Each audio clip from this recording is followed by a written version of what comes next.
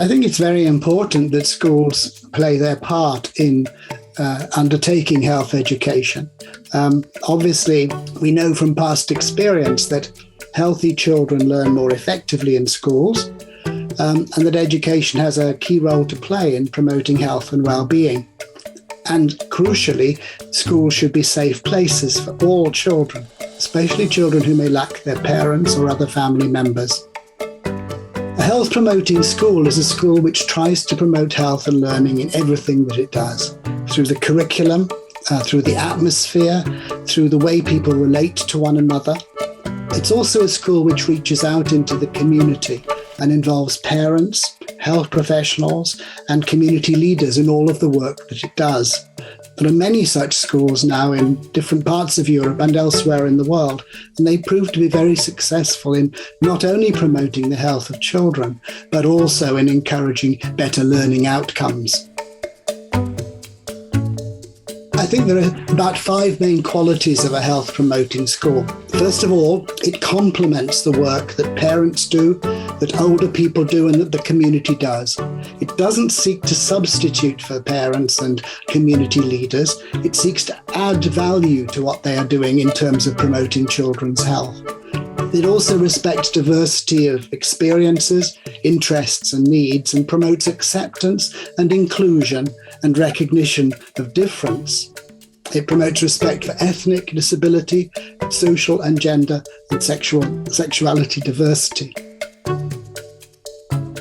If we look back at our own experience of schools and remember the teachers who taught us, and think about which were the teachers that helped promote our health and our well-being, and I think we'll find they had some features in common. First, I think they were interested to learn from us. They took an interest in us, and they arranged activities that it was fun to do.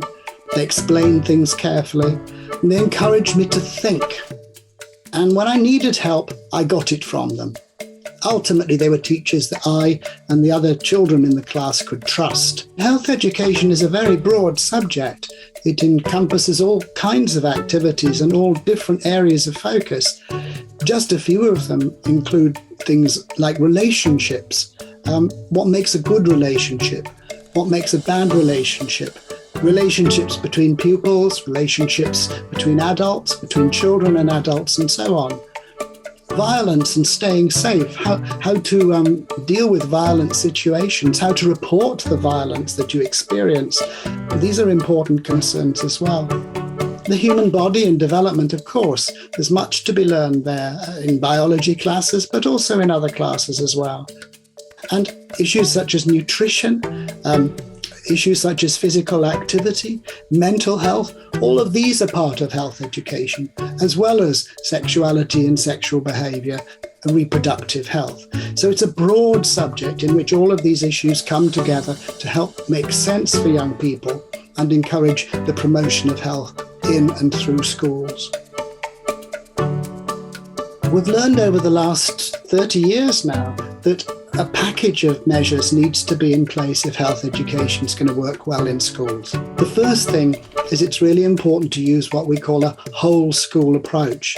And this means that everyone in the school is involved in the process of promoting health, not just specialist teachers in a secondary school, and not just teachers, but all of the adults who work in and around a school have a role to play.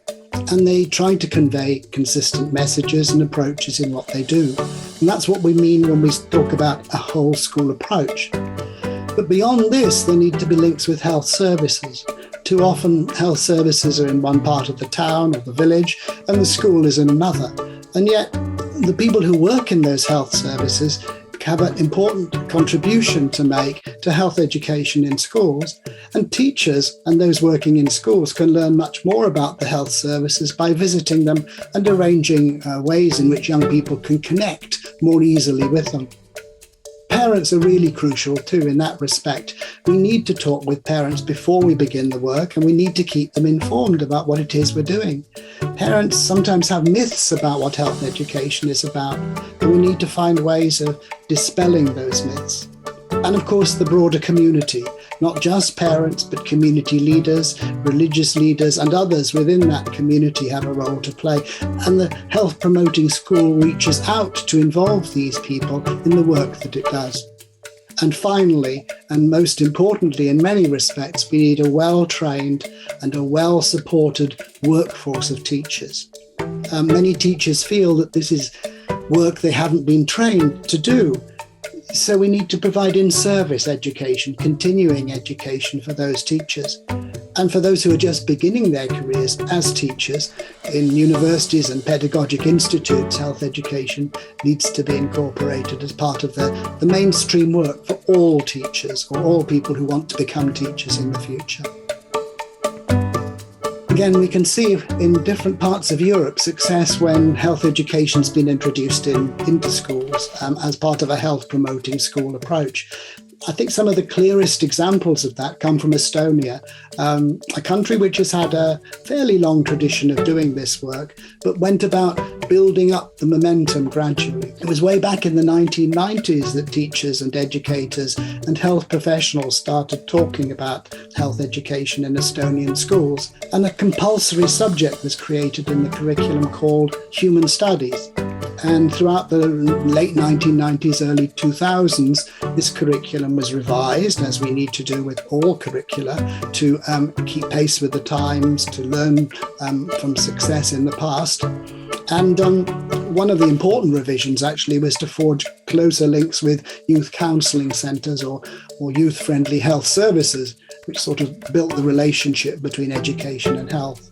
So by 2009, about 15 years or so after its introduction, over 190,000, I think it was, 190,000 students had been reached. And what I think is interesting about this work is that the cost per student was relatively low.